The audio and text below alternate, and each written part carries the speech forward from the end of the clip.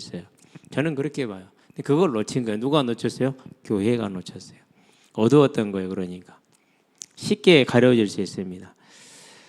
그래서 이제 항일이 교회의 뭐가 돼버립니까? 항일과 독립이 교회의 모토가 됐습니다. 그런 다음에 이제 이 교회의 그런 모토 속에 뭐가 들어와 버리면 그러니까 쉽게 들어와요. 왜요? 복음 아닌 것이 주제가 되니까 우상이 들어옵니다. 그게 이제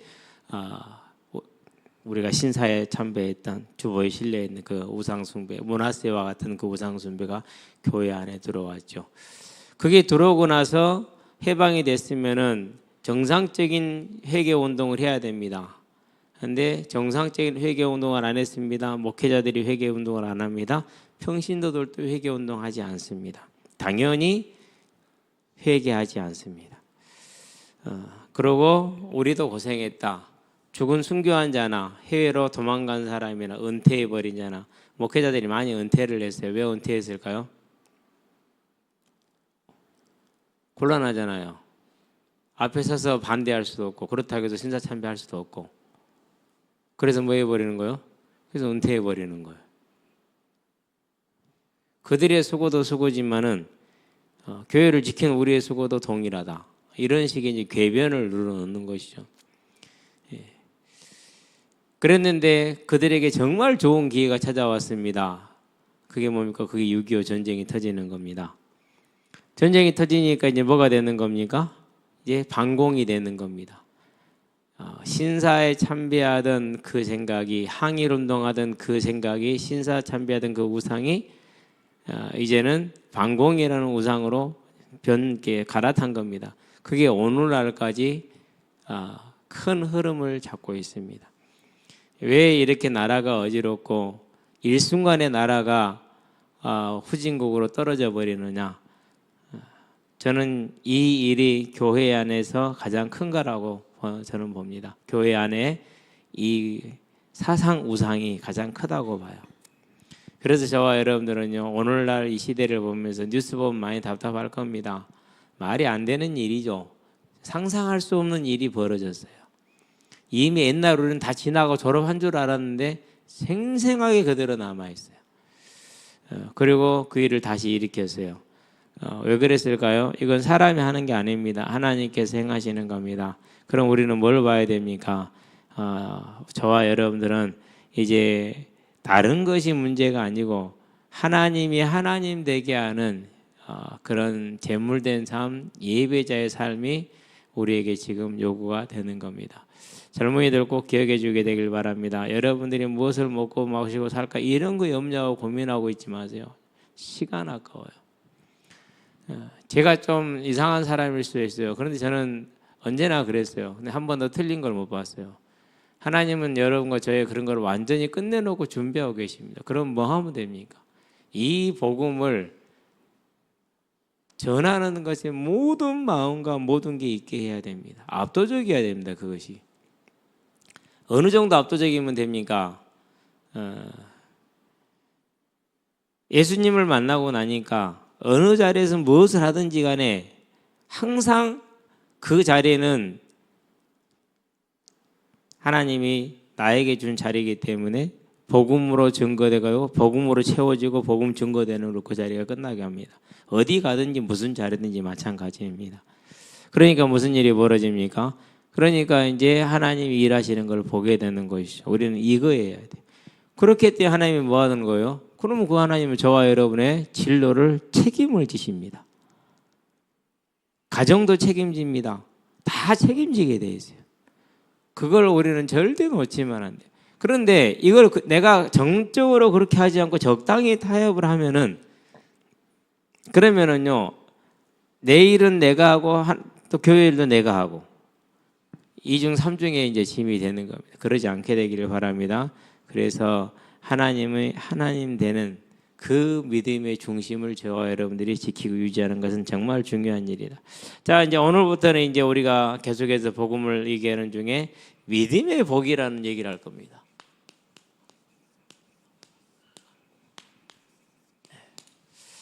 믿음이란 무엇입니까? 두 가지로 보면 됩니다. 하나는 하나님의 선택하심입니다. 하나는 그 하나님의 선택하심에 대한 저와 여러분의 바른 반응입니다. 그게 믿음입니다. 그러면 무엇이 먼저냐? 당연히 하나님의 선택하심이 먼저입니다. 그 선택하심이 없으면은 저와 여러분은 우리 힘으로는 믿을 수가 없습니다. 대표적인 예가 누굽니까? 야곱하고 에서입니다. 이미 뱃속의 태중에 하나님이 결정을 지은 겁니다. 그래서 출애굽기 34장 16절에 뭐라고 말합니까? 내가 은혜 줄 자에게 은혜를 베풀 거야. 누가 뭐이라 할 수 있어요? 없어요? 아무도 뭐이라 할 수 없어요. 왜 뭐이라 할 수 없습니까? 한 덩이 진흙을 가지고 내가 그것으로 개밥그릇을 만든지 안 그러면 보배압을 만든지 그건 내 마음이다. 진흙을 만드는 그 토기장이 마음이라는 거죠. 그게 창조주예요. 우리는 이 창조주의 절대 주권을 언제나 시인하면서 살아야 돼요. 그러나 시대는 갈수록 그렇게 할 것입니다. 엊그제 운동장에 있는 누가요? 이렇게 앞뒤로 칼라로 연쇄된 좋은 잉크로 연쇄된 그걸 이제 해가지고 역차별 반대 이런 이제 프린트를 나눠줬더라고요.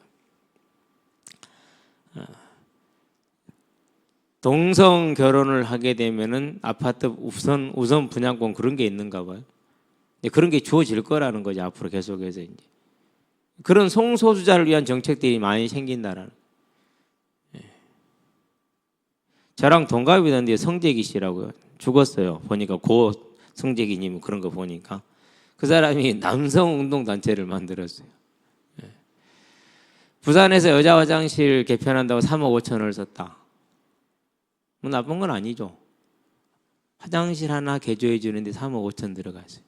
근데 같은 시간에 전방에서는 초소 지붕이 무너져서 젊은 친구들이 2명, 3명이 깔려 죽었다.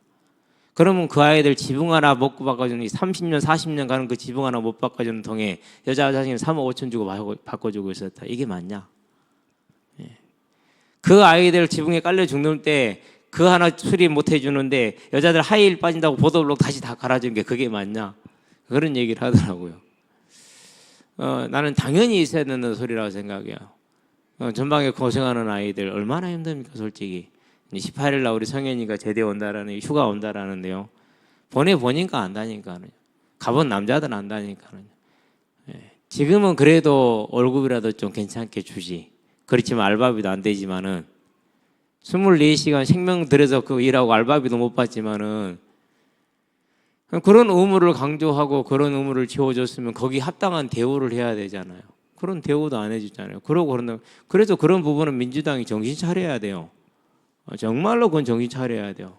계속 지금처럼 해나가면은요 아마 대부분의 40대 넘어간 사람들로부터는 지지를 거둬들일 수도 있어요. 그건 중요한 얘기거든요. 저와 여러분들이 이제 그런 사실을 바라보면서 참 세상이 웃긴다라는 생각을 하는데요. 어쨌든지 간에 우리는 이제 뭘 봐야 됩니까? 이런 세상 속에서 이 세상이 건강하고 강하게 가는 유일한 길은 저와 여러분들이 뭐에 서는 거예요? 하나님이 나에게 주신 복이 무엇인가를 정확하게 놓치지 않는 겁니다. 자, 그러면 믿음의 복이 이렇게 얘기를 했는데 항상 우리는 오늘 좀만 씁시다. 가장 중요한 게 뭡니까? 처음 하나님이 우리를 만드실 때 우리는 산자였어요. 다른 말로 표현하면은 성령이 함께하는 자, 성령이 내주한 거죠. 언제나 우리는 여기에서 출발을 해야 돼요. 그것이 하나님의 형상이에요. 온전한. 그래서 창세기 1장 27절, 2장 7절 이게 하나로 묶어져야 사람이 온전한 상태가 됩니다. 자, 이렇게 되면 어떤 열매를 맺습니까? 당연히 성령이 우리와 함께 하셔서 우리 안에 주관하시기 때문에 우리 하나가 됐기 때문에 성령의 열매를 맺습니다. 그게 뭡니까? 자, 갈라디아서 보니까 5장 22절에서 23절에 성령의 열매는 사랑이랑과 화평이라고 나오죠. 오래 참음과 자비와 양선과 온유와 절제와 충성이라고 이렇게 나오죠. 그렇죠? 자, 그게 어떻게 나왔느냐? 그 모습이 창세기 보니까 2장 23절에서 25절에 뼈 중에 뼈, 살 중에 살이라 벌거벗었으나 부끄러워하지 아니하다. 사랑과 희락, 화평이 있잖아요. 그렇죠. 그러니까요, 정말 이 성령의 역사 가운데, 능력 가운데 들어갈 때 우리는 당연히 이 열매를 맺을 수밖에 없고 맺어지는 겁니다. 근데 이게 이제 없으면은요, 계속 육신적인 생각만 하고 살기 때문에 답이 안 나와요. 답이. 저와 여러분 언제나 우리가 원래 모습은 산자, 그 성령이 함께하는 사람이었다. 그럴 때 우리는 이 열매를 맺고 살았다. 그러면 이 열매 아래는 반드시 뭐가 있습니까? 1장 28절을 봐야 됩니다. 다스리며 정복하는 삶을 삽니다. 그게 당연한 겁니다. 29절을 봐야 됩니다. 뭐가 있습니까? 이 땅에 먹고 사는 문제 걱정해요, 안 해요? 안 하잖아요. 키워요, 안 키워요? 안 키워요. 그게 하나님이 주신 복이에요. 원래 그랬어요. 원래의 모습이요. 자, 이렇게 살았던 자가 뭐로 바뀌었습니까? 이제 죽은 자로 바뀝니다. 예, 죽은 자로. 다른 말로 표현하면 성령이 함께 했으니 성령이 부재하게 된 겁니다. 떠나신 것이죠, 그러니까. 출애굽기 19장은 대단히 의미 있는 장입니다. 하나님이 헌연을 보여주는 장이거든요. 그런데 출애굽기 19장에서 이스라엘 백성을 하나님이 부르실 때 몇 번을 당부합니까? 수도 없이 당부합니다. 모세가 나중에 뭐라 그러니까 이제 안 해도 된다니까는요. 다 알아요. 다 알아. 다 준비하고 있어요. 안 해도 돼요. 하나님이 다시 가서 얘기하라 이렇게 얘기합니다. 무슨 이유 때문입니까? 그렇게 주의를 줬건만은 반드시 부정한 자로서 여호와를 보려고 넘어오는 자가 있을 것이다. 그 자는 내가 바로 돌격에 죽이게 되니까 그런 일이 없도록 가서 다시 주지를 시켜라 이렇게 얘기를 합니다. 죄인이 되었기 때문에 그 죄인을 살리시는 방법 성령이 떠나셔야 됩니다. 또 떠날 수밖에 없는 죄인과 함께 할 수 없기 때문에 무슨 죄입니까? 창세기입니다. 2장입니다. 17절입니다. 선악과 먹지 말라. 하나님 되려고 하지 말라는 것이죠. 하나님이 되지 말라고. 자, 그런데 이 하나님의 명령이 어떻게 됐습니까? 이 하나님의 명령에 3장 1절부터 6절에 보니까 마귀에게 속아서 범함으로 하나님을 거역했어요. 즉 하나님이 되고자 하는 이 불경외가 들어온 겁니다. 단순히 그 한순간에 아닙니다. 제가 가만히 보니까 이 불경외는 그 순간의 생각이 아니에요. 인간 존재 자체의 변화예요. 다른 말로 표현하면 본질의 변화예요. 그러니까 지금도 이것을 죄성이라고 말을 하죠. 지금까지도 남아있다고 말하는 것이죠. 죄성의 변화, 본질의 변화예요. 자, 그러면 한 가지를 봐요. 사단의 유혹이 올 때 무슨 변화가 일어나세요? 인간 본질의 변화가 일어나요. 그럼 우리는 매일매일 이 본질의 변화를 겪고 살잖아요. 올려놨는데 다시 돌아가요. 왜요? 계속되기 때문에. 무서운 거예요. 무서운 거. 정말로 두렵죠. 정치를 좀 아는 사람들이 얘기를 하더라고요. 박근혜 때 보니까 박근혜는 산수가 안 된대요. 박근혜가 당대표 시절에 의료보험 개혁에 대한 얘기를 하는데 계산을 안 되더래 아예. 그래서 이러는데 괜찮아 하겠냐. 이번에 이제 윤석열 같은 경우는 이건 폭군을 넘어서 홍군이 된다. 그럴 때 전원체계가 장담을 했대요. 내가 말릴 것이다. 폭군은 못 말리는 걸, 말리는 자가 없는 걸 폭군이라고 그래요. 근데 폭군보다 더 무서운 게 뭔지 아세요? 그게 홍군이에요. 혼미스러운 자. 이게 이번 대통령이 그래요. 빨리 내려와야 되는데 저렇게 버티고 있어. 저렇게 그냥 온갖 입만 열면 입 벌고요. 완전히. 법에 따라서 책임을 다 하겠다고 그러더니 뭔 법이 헌법도 무시하고 뭣도 무시하고 그 주변에 있는 사람들이 뭐 하는 얘기 들어보면 하나도 법에 안 맞는 말을 그냥 내뱉습니다. 아이고 참나. 그래서 이런 일이 온 것이야. 교회가 결국은 그게 제일 많이 나오는 거를 왜 저기에 태극기가 나오고 성조기가 나오고 찬송가가 나오죠. 빨리 우리 교회 진짜 정신 차려야 됩니다. 교회는 그런 거 하고 있을 때가 아닙니다. 윤석열을 잡아가라 이러고 있을 때도 아닙니다. 우리는 정말 복음에 바르게 서서 바른 복음의 삶을 살면 됩니다.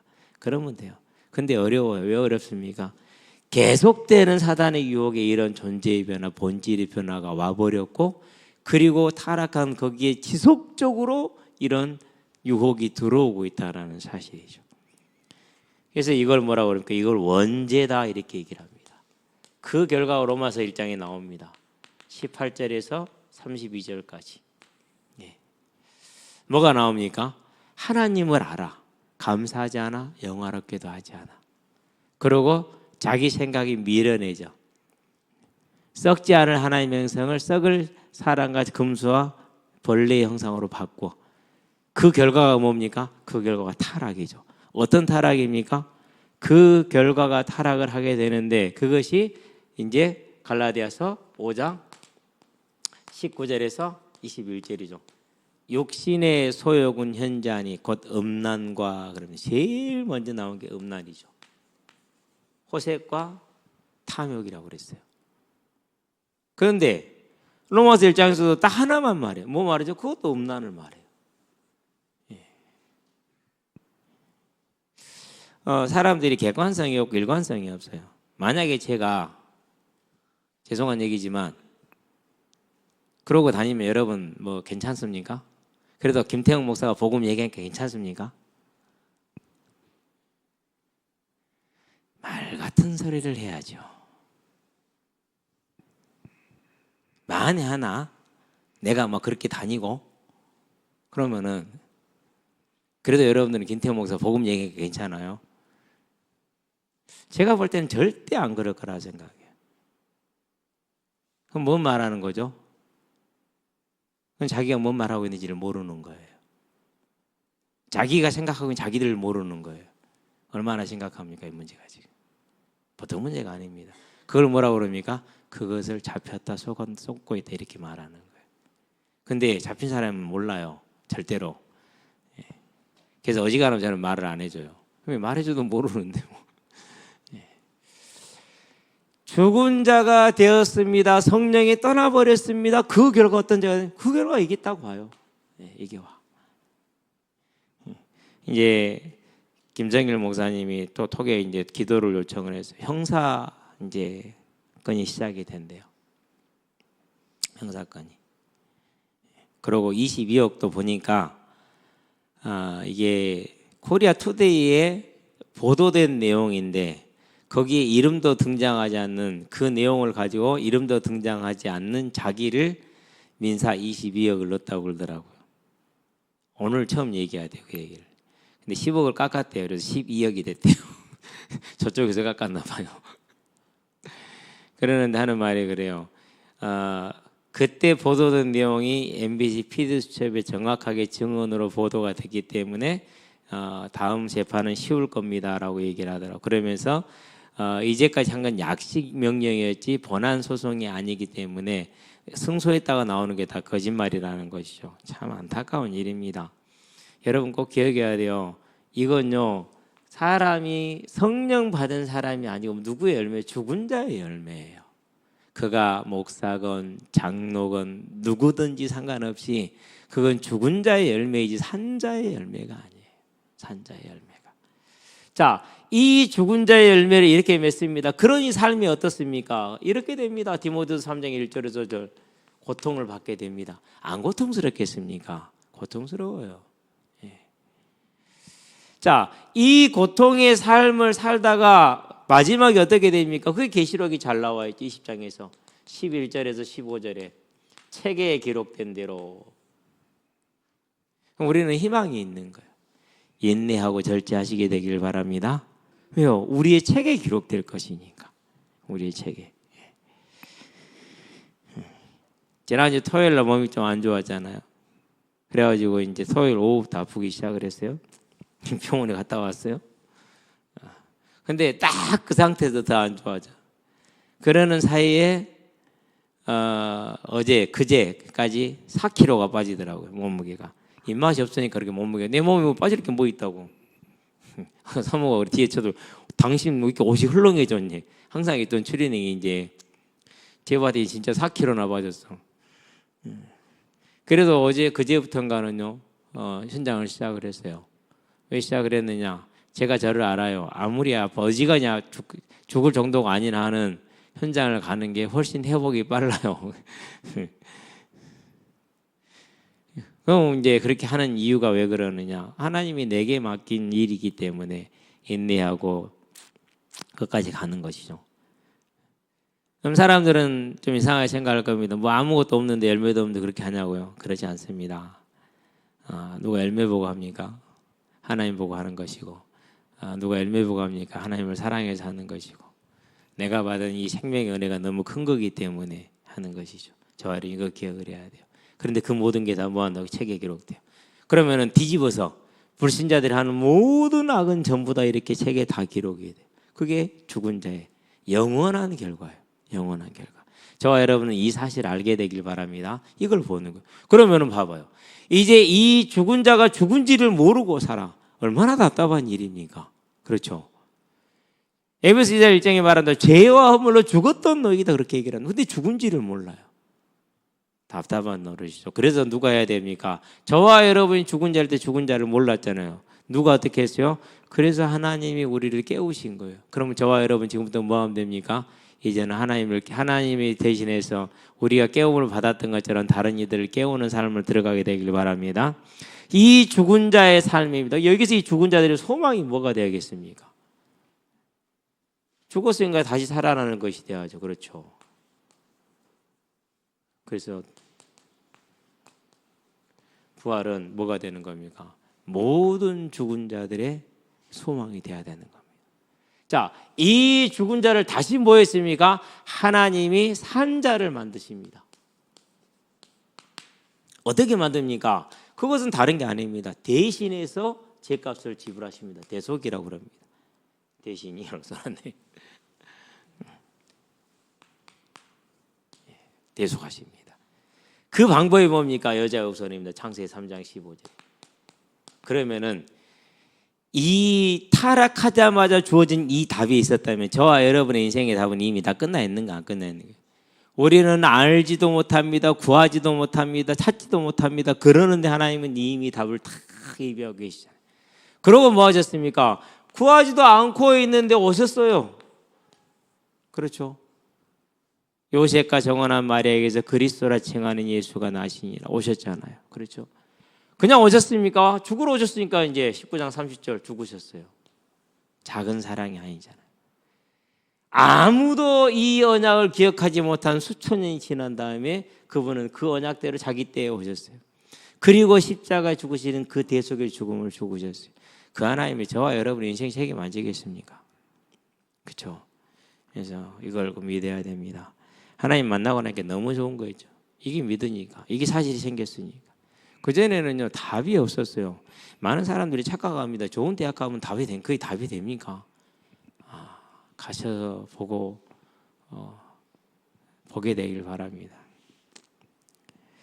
그래도 대학 가지 말라는 소리가 아니에요. 열심히 하지 말라는 소리가 아니에요.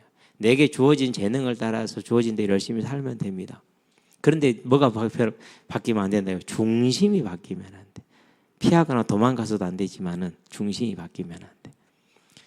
이 하나님이 창세 전부터 준비된 것을 이루셨는데 그 하나님이 오늘 내 삶을 책임 안 지겠느냐? 진다.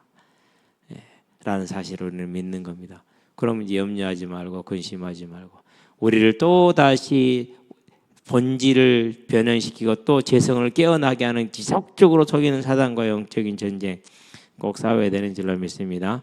영적인 전쟁의 방법은 여러 가지가 있습니다. 근데 저는 항상 여러분에게 전하는 게 있습니다. 그게 뭐냐? 복음을 전하라 이깁니다. 전해야 됩니다. 말해야 됩니다. 뱉어내야 됩니다. 그게요 가장 좋은 처방책이. 운동장에 나간 이유가 뭐냐? 나는 가서 몸을 써야 돼. 그러면 그게 제일 빨라. 제일 빨라. 그래서 어느 정도 회복이 되니까 나갔는데 어제 그제까지만 해도 다리가 끌려. 공을 패스를 하는데 다리가 땅에 처박혀. 그런데 오늘은 이제 그런 일이 없네. 내일은 더 나아지겠죠. 이제. 그래서 오늘 좀 일찍 나갔어요. 나가가지고 개인 운동도 지난주까지 했으니까 이번 주도 이제 그냥 넘기면 안 되잖아요. 한 세트 하고 이제 그러고 이제 운동을 하고 돌아왔는데. 자, 그 죽는 걸로 끝나면 안 됩니다. 뭐 하셔야 됩니까? 살아나셔야 됩니다. 부활하셔야 됩니다. 그렇죠. 그래서 대속의 주께서 부활의 주가 되셨습니다. 이 사실을 뭐 하면 됩니까? 이 사실을 믿는 자입니다. 자, 믿는 자는 아까 뭐라 하겠습니까? 첫 번째 뭐가 있어야 된다고? 그분의 택하심입니다. 항상 기억하시기 바랍니다. 계시록 6장 9절에서 11절. 다섯 번째 인을 뗄 때죠. 우리의 원수 갚아주기를 언제까지 지체하시겠나이까? 라고 순교자들이 예수님께 나와서 묻습니다. 그럴 때 뭐라 그러니까 너희 순교 동무들의 숫자가 차기까지. 이게 그러면 그 숫자가 14만 4천입니까? 그렇지 않습니다. 그것은 사기꾼들이 하는 얘기고 사이비들 이단들이 하는 소리고, 하나님이 정한 숫자가 있는데 계시록 14장에 보니까 아무도 능히 셀 수 없는 큰 물이라고 그랬어요. 하나님만이 아신다라는 소리입니다. 우리는 그 숫자에 관심 가질 이유가 있어요, 없어요? 없어요. 언제 오신다라는 그 날짜에도 관심 가질 이유도 없지만은 몇 명이라는 숫자는 더더욱이 관심을 가질 수가 없어요. 그리고 14만 4천이라면 신천지도 큰일 났고 여호와 증인들은 더 큰일 났고, 이미 차고 끝났거든. 근데 나 후발 주자들은 이제 믿어도 아무 소용 없어. 왜 잘 다 끝나고 없어 이제. 고생하지 말고 정상적인 교회로 빨리 돌아가세요.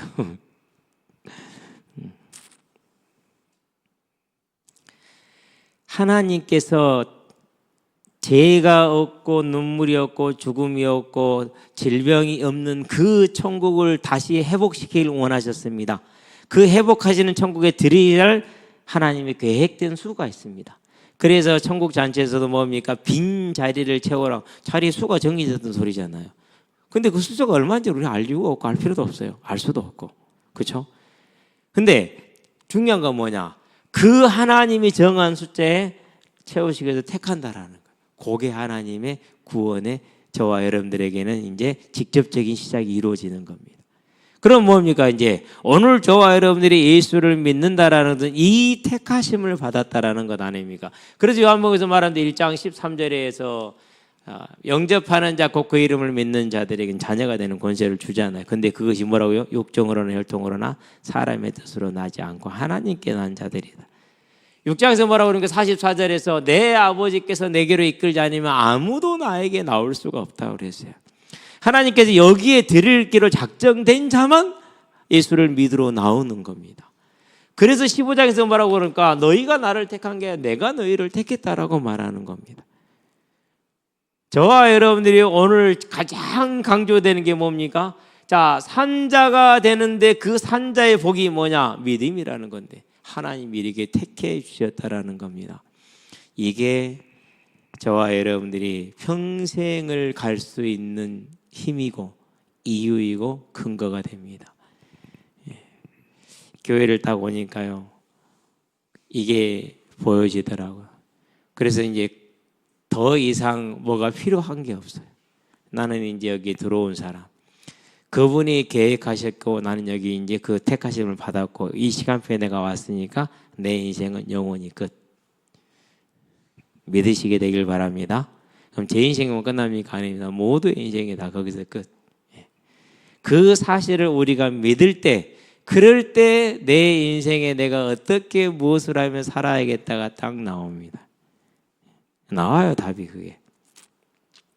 그게 공무원으로서 그 현장을 살리는 자가 되든지 산업인으로서 그 현장을 살리는 자가 되든지 안 그러면 어떤 자리에 있든지 간에 나는 이미 완전히 끝난 인생으로 가는 겁니다. 완전히 다른 겁니다. 그러니까 그때부터 삶이 바뀌더라니까. 저와 여러분들도 바뀌게 되길 바랍니다. 하나님이 나를 택하셨어요.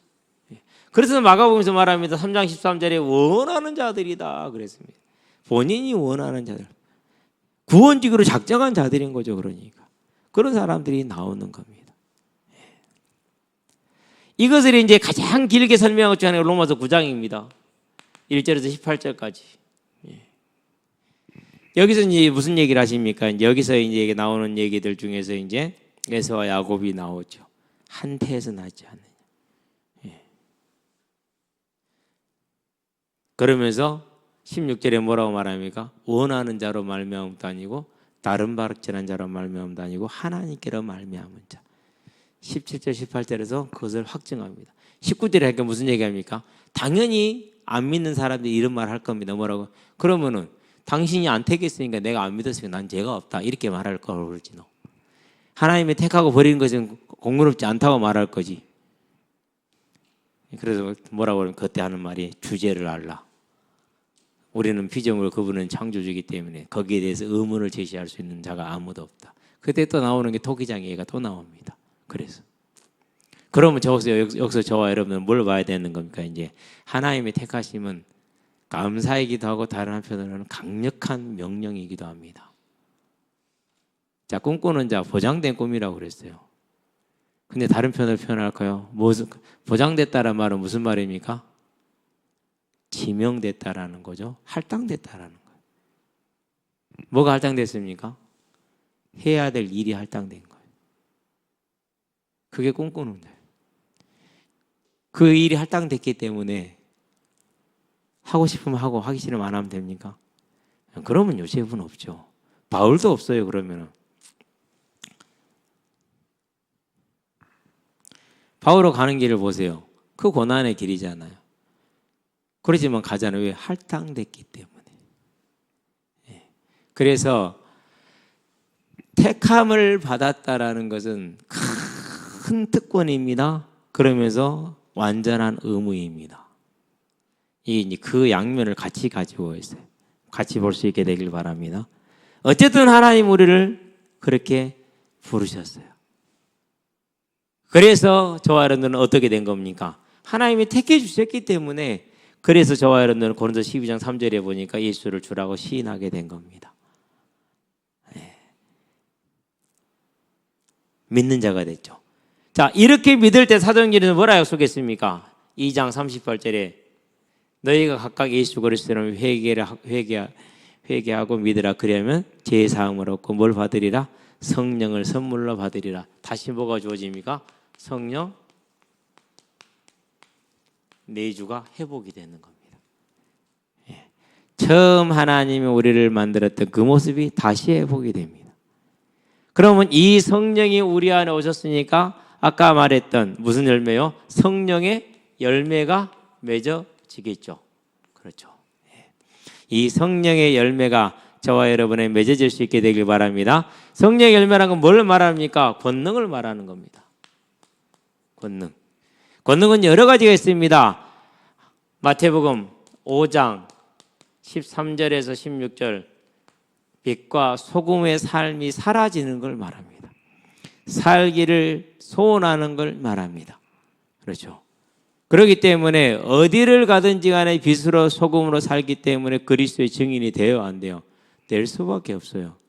어디를 가든지 간에 부활의 확신과 소망 가운데 거하기 때문에 그리스도의 증인이 돼야 안 돼요? 될 수밖에 없어요.